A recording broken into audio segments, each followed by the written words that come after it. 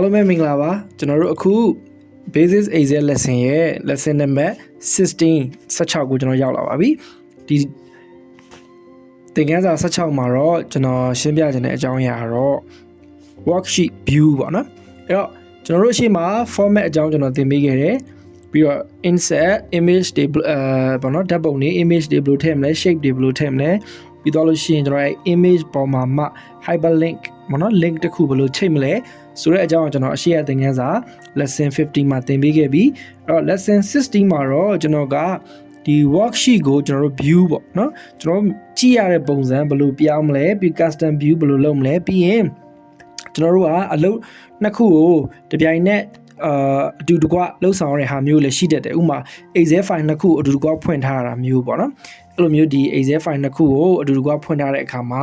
ဘယ်လိုမျိုးကျွန်တော်တို့ကြည့်လို့ရတယ်လဲဆိုတော့ဒီ worksheet view ပေါ့နော်ဒီ worksheet view အကြောင်းကျွန်တော်အနေနဲ့ရှင်းပြပေးမှာဖြစ်ပါတယ်အဲ့တော့အရင်ဆုံးကျွန်တော်တို့ရဲ့ဒီ data file ရှိတယ်ပေါ့နော်အဲ့တော့အဲ့ဒီ data file ကိုကျွန်တော်တို့ကလက်ရှိကြည့်နေတဲ့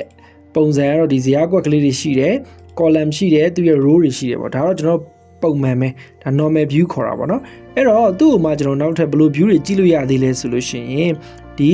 tab တစ်ခုရှိနေတယ် Excel ဒီကျွန်တော်တို့ရဲ့ဒီအပေါ်ပိုင်းလေးမှာတစ်ခုရှိတယ်အဲ့ဒါ view ဆိုတဲ့ tab ဖြစ်တယ်ပေါ့နော်အဲ့တော့အဲ့ဒီ view ဆိုတဲ့ tab က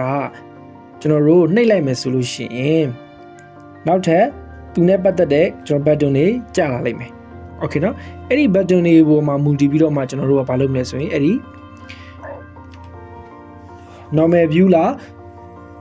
ဒါမှမဟုတ်ရင် page break view လားဒါမှမဟုတ်ရင် page layout လား custom view လားဆိုပြီးတော့ကျွန်တော်တို့ဒီထောက်မှာအခုလိုမျိုးပေါ်လာတာကိုအားလုံးပဲမြင်ရပါလိမ့်မယ်အဲ့တော့ normal view ရှိတယ် page break view ရှိတယ် preview ပေါ့နော် page break preview ပြီးတော့ page layout custom view ပေါ့စသဖြင့်ရှိတယ်အဲ့တော့ကျွန်တော်တို့လက်ရှိကကျွန်တော်ခုနပြောခဲ့သလိုပဲဒါဟာတာမန် view ဖြစ်တယ် normal ပဲဟုတ်ပြီနော်အဲ့တော့ဒီဘက်မှာကျွန်တော် page break preview ရှိတယ်အဲ့ဒါကိုကျွန်တော်နှိပ်ကြည့်ရအောင် okay page break preview ကကြတော့ကျွန်တော်တို့လက်ရှိရေးထားတဲ့ data အလိုက်ကိုပဲသူက break လုပ်ပြီးတော့ပြမှာเนาะဟို10ခုရှိရင်10ခုပြမယ်အခု20ရှိရင်အခု20ပြမယ်ပေါ့เนาะဒါကတော့တစ်ခုနောက် page layout view ပေါ့အဲ့ဒါကိုကျွန်တော်နှိပ်လိုက်မယ်ဆိုလို့ရှိရင်ကြတော့ကျွန်တော်တို့ကဘယ်လိုဘာနဲ့တူတယ်လဲဆိုကျွန်တော်စာမျက်နှာတစ်မျက်နှာနဲ့တူလာတယ်ဟို ruler တွေပါလာတယ်ပြီးရင် header ဆိုတာကျွန်တော်တို့ရဲ့ data စာမျက်နှာပေါ်မှာခေါင်းကြီးပိုင်းထည့်တာမျိုးပြီးသွားရင် footer အောက်ခြေမှာကျွန်တော်တို့မှတ်ချက်တွေရေးတာမျိုးဒါမျိုးတွေကိုကျွန်တော်ထည့်လို့ရတယ်ဒါတော့ကျွန်တော်တို့က page layout view လို့ကျွန်တော်တို့ခေါ်တယ်โอเคမယ်နော်ပြီးသွားရင်ကျွန်တော်တို့ဘာရှိသေးလဲဆိုလို့ရှိရင်ဒီဘက်မှာ custom view ဆိုတာရှိတယ်โอเค custom view ဆိုတာကြတော့ဘာလဲဆိုလို့ရှိရင်ကျွန်တော်တို့ကဒီမှာ addဆိုတာရှိတယ်ဆိုလို့ရှိရင် custom view ဆိုတော့ကျွန်တော်တို့ရဲ့ဟိုကိုယ်ပိုင် view ပေါ့နော်ကိုယ်ပိုင် view ပေါ့အဲ့ဒီမှာကျွန်တော်တို့နာမည်တစ်ခုထည့်လိုက်တယ်โอเคအဲ့ဒါမှမတူအများကြီးတော့ပါတာမဟုတ်ဘူးเนาะတိတ်ပြီးတော့လည်းအသုံးများတော့မများဘူးဒါပေမဲ့ကျွန်တော်သိအောင်ပြောပြပါမယ်ဆိုတော့အဲ့ custom view မှာကိုယ့်နာမည်ကိုပေးထားလို့ရတယ်ပြီးတော့သူကဒီမှာ print setting မှာအမှန်ချစ်ပေးထားတယ် hidden row တွေ column တွေ filter တွေမှာလည်းသူကအမှန်ချစ်ပေးထားတယ်တကယ်တော့အဲ့ဒီဟာတွေနှစ်ခုပဲပါတာဖြစ်တယ်တကယ်လို့ကိုကအဲ့နှစ်ခုကိုပါစေခြင်းနဲ့အမှန်ချစ်တာ okay ရဆိုရင်ဒီမှာ okay ဆိုတော့ကျွန်တော်တို့ခလုတ်ကလေးကိုနှိပ်လိုက်ရုံပဲ okay နော်ပြီးသွားပြီဆိုလို့ရှိရင်နောက်တစ် sheet တစ်ခုကျွန်တော်တို့ကူးမယ်ပြီးသွားရင် custom view ကိုပြန်နှိပ်မယ်ပြီးသွားရင်ဒီမှာဒီ Excel spring လို့ကျွန်တော်ခုနရိုက်ထည့်ထားတဲ့ဟာလေးကပေါ်နေမယ်အဲ့ဒါကိုကျွန်တော်တို့ဒီ show ဆိုတဲ့ခလုတ်ကိုနှိပ်လိုက်ရုံပဲ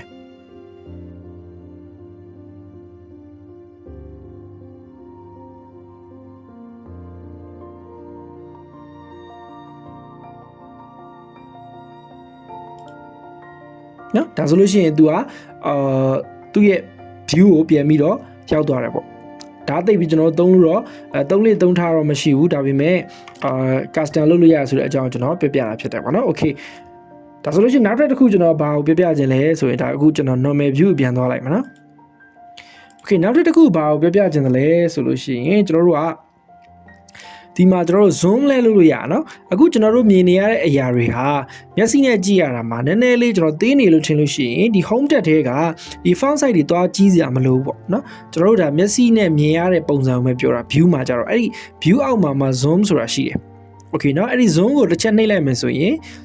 အခုလက်ရှိရောက်နေတာက100%ပေါ့200% နှုံးဆိုရင်ပို့ပြီးတော့ကျွန်တော်ဘာဖြစ်သွားမလဲကြီးသွားမယ်ပြီးရင် okay နှိပ်ပြလိုက်โอเคနော်ဒါက200ရာခိုင်နှုန်းဖြစ်တာဟုတ်တကယ်လို့ကျွန်တော်တို့200ရာခိုင်နှုန်းကလည်းကြီးတယ်100ရာခိုင်နှုန်းကသေးတယ်ဆိုရင်ဒီမှာကျွန်တော် custom ဆိုတာရှိတယ်တွေ့ရမလားအဲ့ custom မှာတော့ကျွန်တော်တို့ကကိုစိတ်ကြိုက်ပြင်လိုက်လို့ရတယ်ကျွန်တော်က150လောက်ထားကြည့်မယ်ပေါ့ okay နှိပ်လိုက်မယ်ဒါဆိုလို့ရှိရင်ကျွန်တော်အနေတော်ဖြစ်သွားတာပေါ့နော်ရမယ်နော်ဒါတော့ကျွန်တော် zoom ဖြစ်တယ်အဲ့တော့အဲ့ဒီဟာကိုခုနကကျွန်တော်တို့ဒီမှာရှိနေတဲ့ normal တို့ page break preview တို့ page layout တို့ဟာဒီကျွန်တော်တို့အောက်မှာလည်းဘာဖြစ်နေလဲအလွယ်တကူtab တစ်ခုအနေနဲ့သူတို့ထည့်ပေးထားတယ်ဒီ3ခုကလည်းပဲခုနဒီ3ခုနဲ့အတူတူပဲဒီ zoom ဒီလည်းပဲဒီမှာရှိနေတဲ့ဒီ zoom နဲ့အတူတူပဲဒီမှာလည်းကျွန်တော်တခါတည်းအနှုတ်အပေါင်းဆိုတာရှိတယ်အဲ့ဒီကနေတစ်ဆင့်လဲကျွန်တော်တို့တွေချုပ်တာတွေချဲ့တာတွေကျွန်တော်လုပ်လို့ရတယ်အတူတူပါပဲဒါနားလည်အောင်ကျွန်တော်ပြပြတာဖြစ်တယ်ဆိုရင်ဒါကတော့ကျွန်တော်တို့က view ပေါ့နော် okay နောက်ထပ်တစ်ခုအနေနဲ့ကကြောင့်ကျွန်တော်ခုနပြောခဲ့သလိုပဲကျွန်တော်တို့မှာ data နှစ်ခုဖွင့်လာတယ်ဟုတ်မလားအဲ့တော့ကျွန်တော်ဒီမှာပြမယ်နှစ်ခုရှိရတွေ့လား page နှစ်ခုကျွန်တော်ဖွင့်ထားတယ်အဲ့တော့ဒီဘက်ကဟာကျတော့ကျွန်တော်တို့အဲ့ပုံလေးပေါ်လာရင် mouse လေးကိုရွှေ့လိုက်လို့ရှိရင်သူကရွှေ့ပြီးတော့ပြတယ်ဒါပေမဲ့တကယ် click နေတော့မှသာအဲ့ဒီ page ကိုရောက်သွားတာပေါ့နော်အခုကျွန်တော်တို့ကexcel file နှစ် file ကနေကျွန်တော်တစ် file ပြီးတစ် file ကူးပြနေတာဒါဒုတိယ file ဒါအခုပထမ file ကခုနကျွန်တော် zoom လုပ်ပြခဲ့တဲ့ file ပထမ file ပေါ့အဲ့တော့တကယ်လို့များအဲ့ဒီ file နှစ်ခုကို computer screen ပေါ်မှာတပြိုင်နက်တည်းကြည့်ကျင်နေဆိုရင်ကျွန်တော်တို့လုပ်လို့ရတယ်အဲ့ဒါကတော့အရင်ဆုံးကျွန်တော်တပြိုင်နက်တည်းကြည့်တာကိုမပြောဘဲနဲ့တစ်ခုနဲ့တစ်ခုကိုဘယ်လိုမျိုးကူးပြီးတော့ကြည့်လို့ရတယ်ဆိုတော့ပြောမယ်ကူးပြီးတော့ကြည့်ရဆိုတော့အခုလက်ရှိဒီ file ကိုကြည့်နေရတာနေနောက်တစ် file ကိုအမြန်ကူးပြီးတော့ကြည့်တဲ့နည်းပေါ့အဲ့ဒါကတော့ဒီမှာ view ထဲမှာပဲရှိတယ်ပြီးဒီမှာ switch window ဆိုတာရှိတယ်okay မနော်အဲ့ဒီ switch window ကျွန်တော် click တစ်ချက်နှိပ်မယ်ဆိုလို့ရှိရင်သူကကျွန်တော်တို့ဖွင့်ထားတဲ့နှစ်ခုကိုပြနေတယ်အဲ့တော့ဒီမှာအမှန်ချစ်လေးပေါ်နေတာကလက်ရှိဖွင့်ထားတဲ့ file okay မနော်အဲ့တော့ကျွန်တော်တို့ကဒုတိယတစ်ခုကိုကူးပြီးတော့ကြည့်ချင်နေဆိုရင်ကျွန်တော်တို့ကလက်ရှိဖွင့်ထားတဲ့ file ကနေဒုတိယတစ်ခုကိုအမှန်ချစ်လိုက်မယ်ဆိုရင်ခုနကျွန်တော်တို့နောက်ထပ်ဖွင့်ထားတဲ့ဒုတိယ file ကအခုပေါ်လာမှာဖြစ်တယ်အဲ့တော့ပြန်ပြောင်းချင်နေဆိုရင်ဒီ view ထဲပြန်သွား switch window ပထမ file ကိုပြန်နှိပ်ပေါ့ကျွန်တော်အလွယ်တကူ switch ပြောင်းလိုက်တာတကယ်လို့ file နှစ်ခုလုံးကိုတနေရာတွေကနေကြည့်ကျင်တယ်ဆိုလို့ရှိရင်ကြတော့ဒီမှာကျွန်တော်တို့က arrange all ဆိုတာရှိတယ်အဲ့ဒီ view အောက်မှာပဲเนาะ arrange all ဆိုတာလည်းကျွန်တော်တစ်ချက်နှိပ်လိုက်မယ်ဆိုလို့ရှိရင်ဒီလိုမျိုးနောက်ထပ် dialog box လေးတစ်ခုပေါ်လာမယ်အဲ့ဒီ box မှာကျွန်တော်တို့ကလက်ရှိတိုင်ကတော့ဒါသူ့ရဲ့ default ပေါ့เนาะအဲ့တော့ကျွန်တော် horizontal ရှိတယ် horizontal ရှိတယ်ပြီးတော့ vertical ရှိတယ် cascade ရှိတယ်horizontal ပဲနှိပ်နေ vertical ပဲနှိပ်နေ cascade ပဲနှိပ်နေကျွန်တော်တို့ကနှစ်ခုလုံးက screen ပေါ်မှာအတူတူပေါ်လာလိမ့်မယ်အဲ့တော့ဘယ်ကအဆင်ပြေမလဲကျွန်တော်တို့နှိပ်ကြည့်ရအောင်အဲ့တော့ horizontal ကိုအရင်နှိပ်တယ် okay နှိပ်တယ် horizontal ကြတော့သူကအပေါ်မှာတစ်ခုဒီအောက်မှာတစ်ခုပေါ့အဲ့လိုပေါ်လာပြီးတယ်နော်အောက်မှာတစ်ခုဒါပေမဲ့အဲ့ဒါကြည့်ရနည်းနည်းလေးသိအဆင်မပြေဘူးပေါ့အဲ့တော့နောက်ထပ်ကျွန်တော်တို့ပြန်နှိပ်ကြည့်ရအောင်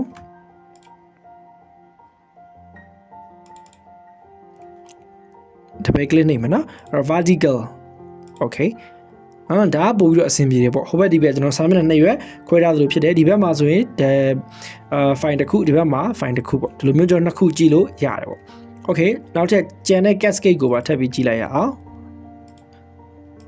okay cascade ကကြတော့သူကစာရွက်2ရွက်ထပ်ထားတဲ့ပုံစံအောက်မှာ1ရွက်ရှိတယ်အပေါ်မှာ1ရွက်ရှိတယ်ပေါ့ဒါကတော့ပုံစံတစ်မျိုးဖြစ်တာဟုတ်နော် okay ဒါဆိုလို့ရှိရင်အားလုံးပဲအခုကျွန်တော်ရှင်းပြခဲ့တဲ့အခုဒီ file နှစ်ခုကိုအတူတူကပေါ့နော် arrange all ကိုသုံးပြီးတော့ကြည့်တာအောင်လေအားလုံးနားလည်မယ်လို့ကျွန်တော်ယူဆတယ်အဲ့တော့ဒီ view အောက်မှာတော့ကျွန်တော်တိတ် trade အများကြီးတော့သုံးထားမရှိဘူးနောက်ထပ်အသုံးများသေးတဲ့ function ဒီ freeze pane ပေါ့နော်အဲ့ freeze pane ကိုတော့ကျွန်တော်နောက်ထပ်သင်ခန်းစာတွေမှာဆက်ပြီးတော့ရှင်းပြပါမယ်အဲ့တော့ဒီနေ့ကျွန်တော် lesson 16အနေနဲ့ရှင်းပြခဲ့တဲ့ worksheet view သင်ခန်းစာကိုအားလုံးပဲနားလည်မယ်လို့ကျွန်တော်ယူဆပါတယ်lesson 17မှာပြန်ဆုံပါမယ်အားလုံးကျေးဇူးအများကြီးတင်ပါတယ်ခင်ဗျာ